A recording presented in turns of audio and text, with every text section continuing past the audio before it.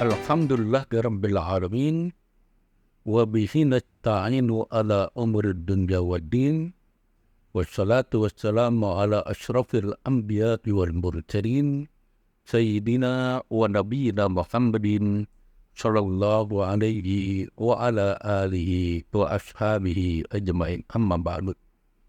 Saudara sekalian, mari kita mengikuti pelajaran tentang fikih dari kitab Safinatun Najah. Kali ini kita akan membicarakan masalah makna kalimat tauhid. Fi makna kalimat tauhid, dalam makna kalimat tauhid itu, wa makna la ilaha illallah, tentang makna la ilaha illallah.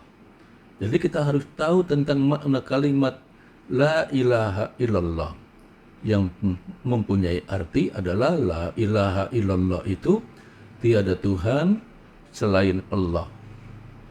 Jadi Tuhan siapa saja di sini adalah ditiadakan. Ditiadakan fi qalbi, di dalam hati. Illallah, kecuali Allah. Jadi jangan sampai kita keracunan tentang Tuhan-Tuhan lain ya di dalam hati kita, kecuali kita hadirkan hanya illallah. La ilaha illallah itu adalah kita tiadakan di dalam hati kita.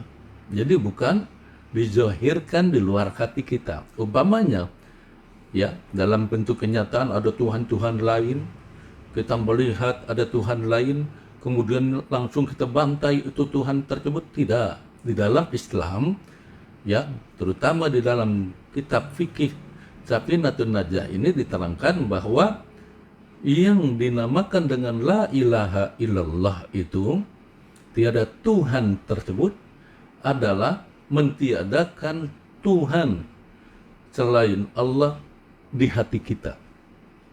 Jadi ketika kita melihat ada sesembahan dari agama di luar Islam tentang patung dan lain sebagainya, maka kita tidak akan meruntuhkan patung-patung tersebut. Justru, tapi kita tolak. Tolaknya di mana? Di hati kita. Maka penjelasannya adalah la ma'buda. La, tidak ada yang disembah, ma'buda. Bihaqin, dengan hak benar, dengan kebenar, dengan sebenar-benarnya, fil wujud, dalam wujudnya, illallah, kecuali Allah. Jadi dalam wujudnya tersebut, dalam kenyataan yang hak, yang benar, kita hanya menyembah kepada Allah subhanahu wa ta'ala. Walaupun sekiranya di depan kita ada berhala dari sesembahan di luar Islam, maka tetap di hati kita menolak. Menolaknya dalam pengertian bahwa dia tidak punya daya. Dia adalah termasuk buatan manusia. Dia adalah tidak mempunyai kekuatan apapun juga. Hanya Allah, illallah, hanya Allah saja yang mempunyai kekuatan tersebut. Di dalam ajaran Islam yang dinamakan penolakan terhadap kalimat selain Allah adalah penolakan di mana responnya adalah di hati kita. Kemudian bagaimana dalam kehidupan kenyataan kita? Tetap kita berinteraksi dengan mereka. Interaksinya adalah bahwa kita tidak mengakui apa yang mereka sembah. Interaksinya jangan sampai mereka ketika menyembah Tuhannya, kita pun ikut-ikutan untuk menyembah mereka. Tidak. Di dalam Islam itu tidak diperkenankan demikian. Karena apa?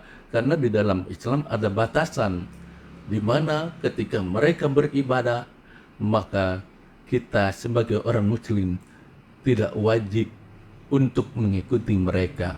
Bahkan tidak wajib bagi kita untuk selalu berada di samping mereka. Inilah sebenarnya toleransi di dalam ajaran Islam.